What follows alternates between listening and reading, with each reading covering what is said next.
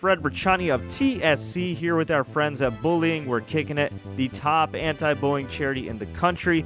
We're here raising money and raising awareness for this great cause, and we have new interviews with boxing legends Ray Mercer and Al Ice Cole. Plus, we're going to throw it back to our favorite interviews with celebrity endorsers of this great cause that is Kicking It. So sit back, relax, and enjoy this episode of TSC News on M&N. Kicking It ambassador, merciless Ray Mercer, Olympic gold medalist, former world champ. Ray, you were doing some golfing today to try to put an end to bullying. How'd you do? I did fairly well. I learned a couple of different techniques. I can make connections with the ball now, which is better than I can say for my last game. Well, if it makes you feel better, you're a lot better than me. So I think you got some progress here. Now, before we get to everything we're doing here with Kicking It, I see you're rocking a lot of Steelers swag. You got the hat. If you want to show off the rings, you got some Hall of Fame rings. You got some rings. Where'd you find these? Can you explain all of them? Florida Hall of Fame, North and South Carolina Hall of Fame, Marines Hall of Fame. Olympic gold medal, 1988. Just incredible. And here you are. You're for anybody that's ever met Ray, he's a super down-to-earth guy, been a contributor to Kicking It for a long time. You wouldn't know he's an Olympic gold medalist just by talking to him. But when you're a humble guy. But when you sit down and you look back and you see all the respect that you've been getting from all these people here, and you think of where your place in history is, I mean, what comes to mind for you? Oh, man, it's great. I mean, it makes me appreciate the things that I did. I mean, I didn't think they were so big, but you know, to have people coming up to you wanting autographs and you being able to do things to help kids or whatever, it's a blessing, man. And I wouldn't have life any other way. I mean, it's great. Now, last time I saw you, you were on a really good workout plan, dropped a lot of weight. You're still looking great here. What's your secret? Well, I quit drinking alcohol for one thing, and you just have to eat right and live right. That's what I've been doing. I'm getting a little older in life now. It's time to, get the best out of life, and that's feeling good. Otto Wallin gave Tyson Fury a major scare. I mean, really, with that deep cut and everything, I think it was almost like 40 stitches. And Tyson Fury, while he did decisively win the fight, did look human. And, of course, Deontay Wilder still got one more obstacle before they allegedly make that fight in 2020. Do you think we'll finally get the rematch in 2020, and who do you got? I got Tyson Fury in 2020. Wow. And any reason why? I just think he's a better boxer than Deontay Wilder. Deontay Wilder does not have, too good at boxing skills. He's got a lot of power, but you cannot win every fight by knocking everybody out. Now, we're also here, of course, for Bullying. We're Kicking It. Can you tell people a little bit about kickingit.org and what brings us here? Well, I mean, the Kicking It is it's all about the kids, man. And we have Gina Marie. She's sitting here. She's doing a great job with Kicking It. And, I've been a part of it for years, and I'm always going to be a part of it. It's a great program for the kids, and it helps out the parents and everything. And Gina she's just a great person. And when I met her, I just wanted to be a part of what she was doing, which is bullying, and that's a big problem in the United States right now. And over 200 kids a year commit suicide because of bullying. So with that makes it our big problem, man, and we got to come to some kind of conclusion to help them kids out. Absolutely, and if you'd like to make a donation, visit kickingit.org. That's kickingit.org. The only anti-bullying center in the entire United States. They're doing some great things. We're doing some great things here with Ray Mercer. Legend Al Ice Cole. We're here for Kicking It, put an end to bullying at the Concordia Golf Club. Al, how's your golf game? It's getting a little bit better. Surprisingly, it's getting a little bit better. And it can't be too bad because this is my first time playing. So anything better is worse. Now, our good friend Ray Mercer, who's been a longtime contributor of this great cause, this great foundation, he claims that you wouldn't have been a world champion without him. Now, I'm hearing rumors it might be the other way around. Oh, yes. Mercer is my buddy. We've been amateur pals. We was both in the Army together. No one really realized that. I was the light heavyweight, he was the heavyweight. So Mercer was always fighting in Germany overseas. Then when he came to the U.S., he didn't really know nobody because he's been overseas. And I was just trying to motivate him to tell him which fighters is better and which fighter worse, which ones he can easily knock out. It didn't even matter which one he could knock out because he knocked them all out. Oh, for sure. And you're somebody that is a New Jersey legend. Grew up in South Jersey, and to see kind of the resurgence in Atlantic City and in overall the sport in New Jersey. What are your thoughts on all that? Well, I'm really not so sure because you know what? Depends on a lot of fights. Like we was very big when boxers came along. Boxing has faded off, so we're not the same as it used to be. That's the big thing. But we had a big thing with the triple threat: Ray Mercer, Charles Murray, and myself. We all came off the Olympic team. So when boxing was back then in the early '90s, up to 2000, that's when boxing was boxing. Now it's coming back. It's coming back, but it's not as exciting. It's just starting to bring back some stuff. Yeah, I mean, I do think with like ESPN Plus and DAZN, I mean, it is tough to keep up with all of it because it's on different networks. But the nice thing is that a lot of these companies are investing in boxing. Oh yes, that's a good thing because now so many more companies. Like I said, when we was fighting, it was the triple threat with Ray Mercer, Charles Murray, and myself, but also had other up and coming guys, which is a big fan favorite, Arturo Gatti, God rest his soul. So back then, boxing was really exciting and fun, and every casino was like big, exciting fights. It was like always back, almost back to the days of when Sugar Ray and them was on ABC, Wide World of Sports. For you as a boxer, what was the toughest aspect of boxing? Was it the training, the weight cut, getting to the fight? What was the hardest part for you? Myself, it was the same thing about keep myself modally fake. I had to keep myself very focused. I had to be motivated because I was a dominant champ for 6 years. So it came a routine. The main thing was thought about me to make the weight and still stay focused and stay hungry. That was the main thing because, you know, fight game was easy. Fighting is easy. Training is what's hard.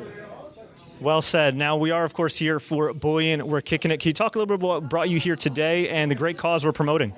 Oh, well, you know, kicking it. Kicking it is a great thing because, you know what? People might realize I'm 6'5" now, but I was a little skinny boy. When I graduated high school, I was only 145, 6'1". So people always didn't think I was big and strong. But I had a little attitude, and I didn't want nobody pushing me around. Back then, you know, we call it, you know, push around, playing around. Now it took it to a different level of being seriously being bullied. And a lot of people are being bullied, and I'm really glad to show people like me as a little skinny kid. No one ever thought I'd be a world champ or Olympian. Little skinny kid, 6'1", 145, is not the most masculine man in the world. So, but the thing about it is about the bullying and pushing, and we try to teach everybody can do everything. And so we don't want nobody to be bullied or pushed around because I teach kids even in school. Sometimes just to teach or believe in yourself. Everybody's not going to be a great athlete. Everybody's not going to be a superstar. So you can define, be the best whatever you could be in what you want to do. So that's what we try to encourage everybody self in their own belief and their own desire. Some people want to be chefs. Some people want to be cooks. It's a different thing, you know. Some people want to be athletes. Some want to be a scientist. Just be the best that you could be. Very wise words from a very wise man. I would imagine, too, events like this, being able to help people, being able to positively impact people, that's going to help you in your transition out of the ring, right? Because I know nothing can compare to being in that ring and being the world champ. But do events like this kind of help you fill that void, being able to help people make a positive impact and kind of building a legacy off of what you did in the ring? Yes, definitely, because you know what? I wasn't the biggest and baddest dude or the toughest person or the in crowd. I wasn't on the in crowd. I was teased because back then used to call me Four Eyes. I had these big old guinea goo glasses and everything. So I was being teased and pushed down a lot. I used to call me Mr. Peabody. For some of y'all older people don't know the big sign. As a kid, I used to go look for fossils. So I was always teased and picked on being a brainiac. See, it's more like you could say that movie, Revenge of the Nerds. They're showing like right now I try to tell everybody, the people that so-called picking on these nerds, they so-called nerds, I said you better watch out and try to become all those so-called nerds friends because a few years later, they're going to be your CEO, they're going to be your vice president, they're going to be your boss. So you better learn to quit picking on these people and be their friends. So that's the difference when I'm trying to tell instead of just kicking it, instead of just be their friends because you're going to need them in the future. You're not proving something to anybody but yourself, really. You don't worry about the bullies. At the end of the day, if you're going to be successful, you got to prove to yourself that you can do it, and then the rest will follow. Exactly. That's what I say. Be the best you could be. Don't worry about everybody else. Just be the best that you could be. And then that will lead. Well, it was a pleasure to talk to you, sir. Before we let you go, where can fans find you online? Oh, well, You know what? I'm just my Instagram. I'm starting another Instagram where it's going to be Ice Cold 190. And that's what it is. My name is Al Cole, Alfred Cole, but you can see Ice Cold 190 on Instagram. My name is Alfred Ice Cole. We're bullying, we're kicking it together. Now let's throw it back to some interviews with these anti-bullying celebrities. Joined by pro wrestling legend Tommy Dreamer, and I know you're kicking butt in the ring tonight for FWE, but what are you really kicking? We're kicking it for bullying. There's a whole bullying process going on in the world right now. I've said it before, as a celebrity or someone that people look up to, it's my responsibility to try to pass on knowledge and or be a role model. And I have 2 kids of my own. I have twin girls. And as a dad, as a parent, as a celebrity, whatever, bullying is easily stopped by making people more aware of the situation. And the situation is there are people, it's a vicious cycle. And if you don't stand up and do something for it, this is the way to end it. So that's why we're here. And one of the things this organization preaches is individualism. In wrestling, a lot of times, you got to break the mold. Sometimes it gets stereotyped to one look, one size, one this. Your character was far from the mold. You certainly broke the mold, did your thing, became a world champion in ECW and WWE's version of ECW. What advice would you give to kids about being themselves? Because a lot of times, even if kids aren't being bullied, they're afraid to be themselves in fear of getting picked on. Well, I was actually bullied for liking wrestling. I'm 41 years old. Wrestling wasn't mainstream when I loved it. This has been my dream since I'm 9 years old. And a lot of kids were like, oh, wrestling's fake. And those same people have come back to me years later and asked me for tickets or told me what big fans their kids are. And, you know, I reminded them of, you know, how they made me feel. I feel what you said is right. I should not have made it in the WWE or in my career, but heart, passion, and believing that I can do it is what made me do it. There's guys like Ray Mysterio. He was always told he was too short. There was guys like Taz who was told he was too short. And guys like Little Guido was told he was too short. And you know what? They all made it too. And no one in the world should hold you back or make fun of you for any reason. And your character is definitely one of the most beloved in wrestling because of the fact that you were kind of like an everyman kind of guy. A lot of people could relate to you. How much did that past of being bullied, being friends with everybody, standing up to people, play into your character and inspiring others? Tommy Dreamer really wasn't a character. Like you said, this is the real me. I live it. I go to the grocery store with my wife every Monday, and they'll be like, "Hey, Dreamer, what's up?" And I'll be like, "Hey, what's up?" It's funny. One time, me and John Cena went to the gym. We were in Kansas City, and this guy came up to me. He's like, "Yo, Dreamer, John Cena's here," and I was like, "Yeah, I'm with him," and I was just like, that guy viewed me as Tommy Dreamer from Gold's Gym, not Tommy Dreamer, the guy who's there with John Cena. It's been a blessing for me, but I'm as real as you get. I deal with every type of issue because I have kids and I'm a parent. I got to go to PTA meetings. It's funny because my butt does not fit in those little desks, but you know what? It's cool because, again, I'm doing what I love still, as well as trying to make a difference. And we'll get you on this. What advice can you give to kids watching at home today, and where can they find you on Twitter to tweet you for advice? You can find me you could email me at thetommydreamer.com. You could follow me on Twitter at thetommydreamer. That's really all I got. And advice is, you know what, if you're different is special. And if someone is bothering you, contact a parent, contact someone of authority in school, and if you have nobody else, or if you feel you have nobody else in the world, shoot me an email. Jay Lethal. How you doing, Jay? Pretty good. And yourself? Pretty good. And what brings you here today?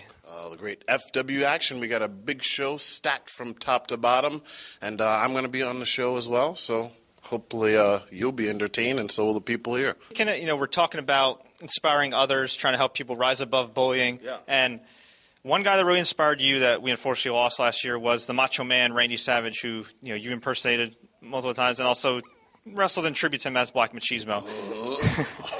And I love the poem, by the way, that you did for him. And just talk a little bit about his influence on you, because we have a lot of younger fans that watch this that may have heard of Macho Man through the Slim Jim commercials and everything, but how big of an impact did he really leave on the wrestling business and on yourself? Well, as far as today's theme goes, the bullying campaign that we got going, we're kicking it together. Every time you've seen the Macho Man in some kind of social setting where he was on television outside of the wrestling ring, he was always surrounded by kids, whether it was signing autographs, hoisting one of them up onto his shoulders. I'm sure if he were alive today, he would very likely be here with the kicking it. Kicking it, because he was a very big supporter of just having fun and being safe all around, So, I mean, that's one of the things that kind of rubbed off on me, him being my idol growing up. The Macho Man Randy Savage is one reason that I am a professional wrestler today. So I like to take everything that I could from him. Even though I never got to meet him face-to-face, I did get to talk to him on the phone several times. He was a really cool person. And just by talking to him, I could hear he was just an all-around nice guy. I wish I could have met him, though. But, yeah, I have no doubt about it that he would be here today if he could. Kicking it. That's bullying, by the way. And you're certainly an inspiration, a fellow Jersey boy. From Freehold. You're from Elizabeth, if I'm not mistaken. Not too far away. And you did get to work with one of your idols, the Nature Boy, Ric Flair. Yes. What was that like, coming up from the Indies, busting your butt, working really hard, really showing hard work pays off, getting into a program with Ric Flair, and also being able to get a couple wins over him? Right. To sum it up, that was probably the greatest day of my life. And I keep trying to tie everything into the bullying theme today. Ric Flair was another one of my idols, and I could have never been a professional wrestler if it weren't for him, if it weren't for going to school, studying, staying focused. And, a little side note, my parents told me, if your grades aren't right, then you can't be a professional wrestler. So my grades always had to be, kept up. And as far as being in school, I'm talking about grades. Everybody who's gone through the school system has seen somebody bullied or they've been a part of it. And I think it's real cool that we got this whole bullying, we're kicking it together thing going on, because I think that's the number one thing about bullying. There's not one just person can get rid of it. It takes a group, and we got to kick this thing together. And with bullying, a lot of kids sometimes they do suffer some setbacks and everything. Yeah. What could you recommend to them that get through all that? Because it is tough. I mean, when you're a kid, sometimes you don't know what to do. Sometimes you can't talk to your parents. Sometimes, or you feel like you can't disclose something to a teacher. Right. What's the best advice you give to kids that are being bullied or see bullying? The best advice I can give is you can't hold this to yourself. And like you said, sometimes it's hard to talk to certain people. It's hard to tell a teacher because maybe the bully will find out. Maybe it's hard to even talk to your parents. Unfortunately, I would hate to have a situation where it'd be hard to go to your parents for something. But there's always somebody out there that you can talk to. And please, if you see bullying or you're a part of it, find that one person that is just easy for you to talk to and let them know as fast as you can. Well, Jay Lethal, definitely an inspiration. Where can fans find you online? This is the age of social networking and social media, so I have everything. I have a Twitter, which is The Lethal J. I have a website, thelethalj.com. I have a Facebook, The Lethal J. That seems to be the theme, right? So, I mean, there's just go to Google and type in The Lethal J. Actor, martial artist, Martin Kove here at the Action Martial Art Mega Weekend. And, sir, what brings you here today? Well, it's always an interesting group here. And, my friends Cynthia Rothrock and Mike White and Kevin Sorbo. And, I really enjoy myself here. And Alan Goldberg is just a great host, wonderful host. And get a chance to see kids compete, and it's very surreal when you see kids on a red mat. They keep reliving the Karate Kid days, as John Kreese. But in general, it's just a very comfortable event. It's very spiritual. It's kind of fun. And I think it touches upon a lot of good social issues, this event, oddly enough. How have you used martial arts to combat bullying in your life, and how can fans do that as well? Well, I have not, technically I was bullied when I was 7 years old by one kid. And what we did is we went right to the principal. Principal went to the police. And I think he robbed me for 50 cents in the 7th grade. And then what happened was we got him to juvenile aid court. And then his mother pleaded with my mother to please drop the charges and she'll take care of him. And ultimately, this kid became my best friend. And I had 2 more years in the junior high. So it's kind of an unusual story. But, I worked with Sue Ellen Freed, and we go around to different cities. We've been to Cincinnati and Beverly Hills High and St. Louis and Chicago. And she talks about anti-bullying and her technique, and 2 books she's written about it. And I've, Columbia gave me the clearance to come in and use my gi and show the scenes. I'm bullying people in the tournament and all that, the sweep the leg, the no mercy stuff. And so she talks about emotional bullying and verbal bullying and cyber bullying and physical bullying. And then she even talks about this bullying in cinema. And then all of a sudden they click on those scenes, and then I come barreling in from the back of the auditorium in my black gi, and the kids go crazy. And we talk about it. I was just speaking about, if you have a martial arts background, you will treat bullying, if you're bullied, you will treat it as a defensive art. While John Kreese in The Karate Kid, he experienced it and procured it as a offensive sport. So if you you have whatever, black belt, whatever you have as a belt, whatever you're possessing at the time, there's an inner confidence not to use violence when you are a martial artist, and you know you have it to use, and the bully knows it as well. And whether you stand up to him physically, or you stand up to him passively, or you actually agree with him and say, you're right, my ears are kind of big. I got to take care of that, and you dismiss it. He's got no platform to prey on you because the people watching him, which they're as much responsible as he is, the bystanders that he's showing off to, they have nothing to laugh at because the victim has taken off. The target has walked away. So the true solution of bullying is it helps being a martial artist. I haven't come across in all my travels the true solution of bullying because it's been going on since the days of Rome and Greece. I can only visit schools and sort of, I'm the ultimate, I'm the bully of the martial arts world. Darth Vader is the bully of the sci-fi world. Here with the legendary actor and martial artist, Cary Tagawa. How you doing, sir? I'm doing well. Thank you. A little tired, but it was really satisfying to be here. Of course, this is a martial arts mega weekend. Mm-hmm. Briefly, how did martial arts come into your life? Because obviously that's something that's just defined you throughout your career. Well, I didn't start my formal studying until 11, but I would say my martial arts training began when I was 6, when I moved from Tokyo to North Carolina and had to figure out, how am I going to survive this mess? I think we're the only Japanese family to be in the South in 1955, and my dad was in the U.S. Army from Hawaii. So it was all very new. It was kind of situation that martial artists find themselves in a spontaneous moment, not being prepared, and how to figure out something very quickly. And in terms of bullying and what I've signed on to be part of with you guys, I'm very, very, it's something that's very dear to my heart in that I began my history in America having to deal with that energy. But I would just say to kids that are being bullied, there's something that we can do, and I would like to help teach some tools to do that. One of the biggest things is that anybody being bullied needs to find the strength within themselves.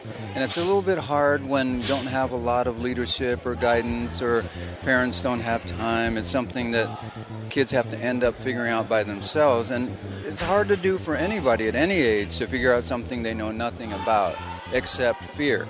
And so fear is at the key of it. What I teach is how to deal with that fear and be more creative. Bullying is not very creative. It's about the lowest level of any kind of experience or interaction with somebody. It's very ignorant, in fact. And more than likely, kids that are bullying have been bullied themselves. So they're only kind of acting things out. It's not like they consciously think like, oh, I want to grow up to be a bully. They just naturally are. They don't understand it. I think it takes diffusing from both sides. But for those that are being bullied, understand that it's about the fear and there's something you can do about it.